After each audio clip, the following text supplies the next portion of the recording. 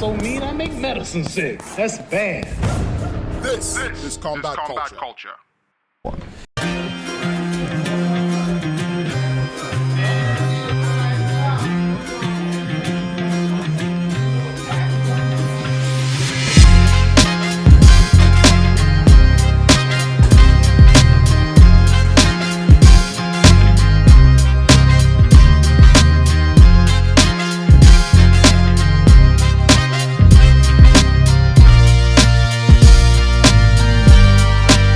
Guys, we're here again for another exciting episode of Technique of the Week. We're out here in Asokoro. Guess what gym it is? TMA, people! Woo! This is pretty much like my second home, so I'm excited to be here.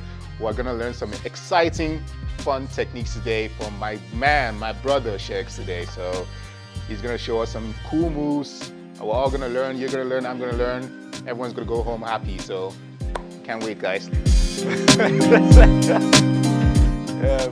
What's up? My name is Gun Shegz, aka the Machine Gun Shegz. You're in Taurus Martial Arts gym. This is my home gym. This is where I train as well. I don't call it fighting. I call it combat sports. So as far as combat sports, I've been very involved in martial arts for about 12 years. I've dabbled in a few martial arts, some more consistently than others, in the quest for knowledge as any true martial artist, but I've settled with MMA. My training philosophy is to improve and get better every day. If I had to put it in as concise terms as possible, that's how I describe it. I could go on and on about other things and how life influences a bunch of choices, but I make sure to do my best to improve every single day, however little I can.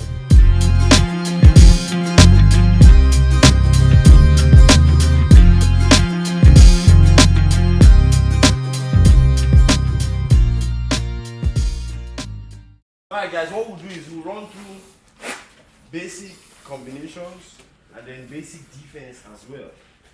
So each time everybody will do the same thing. We go one for one. The first one, very simple, front kick to jab cross. Give me front kick. Jab cross. You give me same thing here. Jab cross. And we go.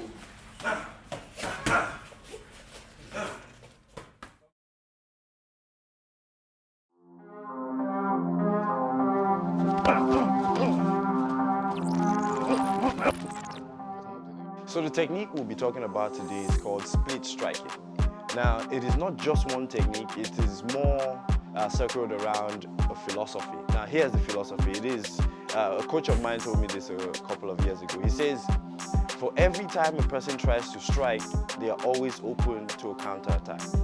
Now, the concept of split striking is, of course, being calm and level-headed enough to realize what technique is coming and being able to strike and defend at the same time. For the split striking, the aim is to defend and strike or counter at the same time. Now today we're going to be showing split striking for straight punches, so only the jab and the cross. But you can split strike for a bunch of other techniques.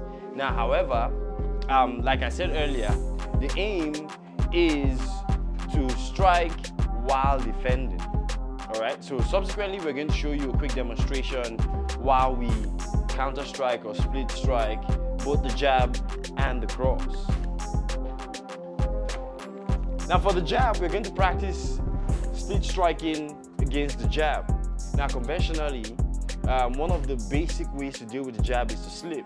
Now we are taking advantage of that and taking it to the next step. Now each time when we slip the jab, we're going to jab at the same time with your head off the center line. Now here's a quick demonstration. Now each time he's going to jab aiming for my forehead right there. Now take it back. Now each time I'm going to slip the jab. Give me that jab one more time. I slip the jab right there. I come back. Now for the split striking, I'm going to do the same slip and jab at the same time. Give me that jab. Boom. Right there. Each time he jabs, I catch him with my own jab. Same time. One more time. Give me there. Boom. I catch him there. Now same technique works for the cross. Now every time he throws that jab and I counter and split strike, I can get him off balance a little bit and follow up with a few more combinations. Now here's a quick test run. Give me that jab. I split that, jab with mine, I come back with a cross, I follow with a kick. I got him good. Now we can do the same thing with the cross. Each time he throws the cross, boom. Now I'm going to split and cross same time. Bam. Now I can put some combinations behind. Give me there. Bam, bam, bam. I can shoot for the leg. Most of the time, if he throws that right hand, his weight is on that lead leg. And I want that lead leg. I'm taking it home with me. Each time he throws that cross, I slip and cross mine. Same time, I come back with a hook. I come back with a low kick. I make him pay for every time he throws a punch against me.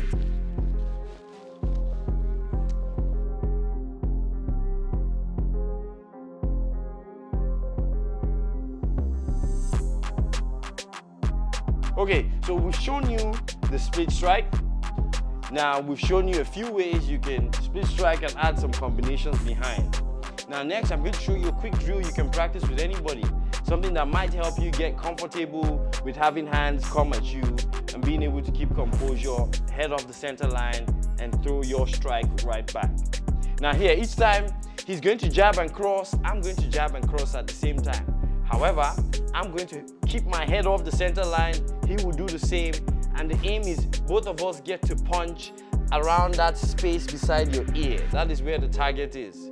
So each time I'm going to jab the space beside his ear, he's going to do the same to me. Here's a quick test run. It should look like so. Jab, bam. Each time my head is off, his head is off. My aim is to that space beside his ear. I take back. I do the same for the cross. Bam.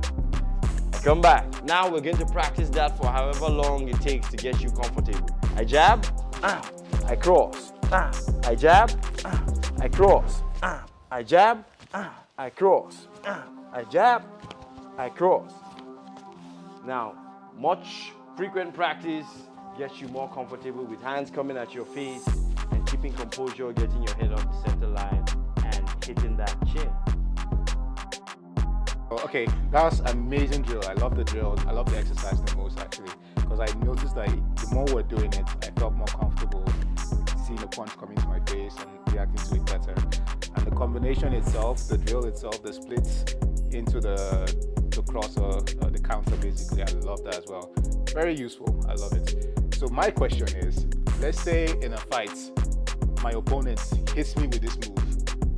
Does that mean I completely stop jabbing, or what do I do? Like, for example, he hits me the first time, I'll observe that, okay, he's literally slipping my punches and making me pay for it. So the next time, is there any move I can do to counter his counter for the slip, or what do I do? Well, interesting question. Now, what I'll say is just don't do it. I mean, if you know for a fact that your opponent knows what you're about to do, I mean, there's no better tell that you shouldn't do that exact technique.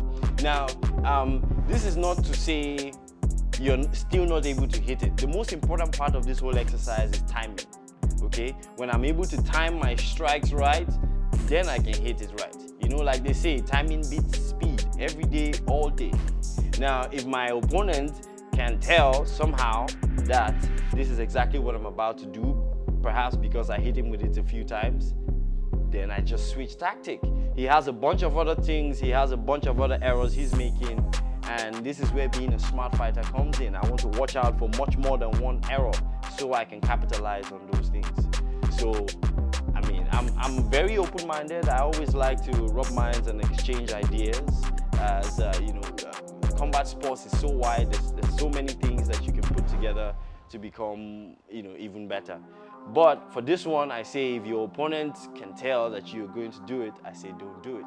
Switch tactic, look for something else. There's a bunch of other things you could do. So let me ask this question for the viewers at home, because I feel like now doing this drill, and if you're not doing it, you probably wouldn't understand it. So this question for the viewers at home, they'll probably see this and be like, okay, why not throw a 1-2? And I think I can probably answer this question for yourself, for you. Why I wouldn't throw a 1-2 instead is because if you're throwing a punch and you get hit, whatever plan you have, it breaks the goes out the window. Exactly. Because that's the truth. I couldn't have said it better. Yeah. Like, you know, like Tyson famously said, Everybody has a plan till they get hit in the face. My plan is I want to hit this guy with a jab cross. Now, I said when I hit the jab, I get a jab too. Boom! My cross is stalled. I can't hit the cross. So That's true, yeah. that answers that. Yeah. Wow. Amazing stuff, man. Amazing stuff. Thank you. Thanks again, Shegz, man. Once again, my brother, thanks again for all this. So, if you want to leave us with anything, please, the floor is yours. I don't know, it puts me on the spot when you say the floor is yours. But I would say, I mean, go hard or go home. If you intend to get something, get out there, put in the effort. The results will come out in proportion with the effort you put in. So I think that's my quote right there. You get out what you put in. So put in as much effort if you're looking to get out that much more.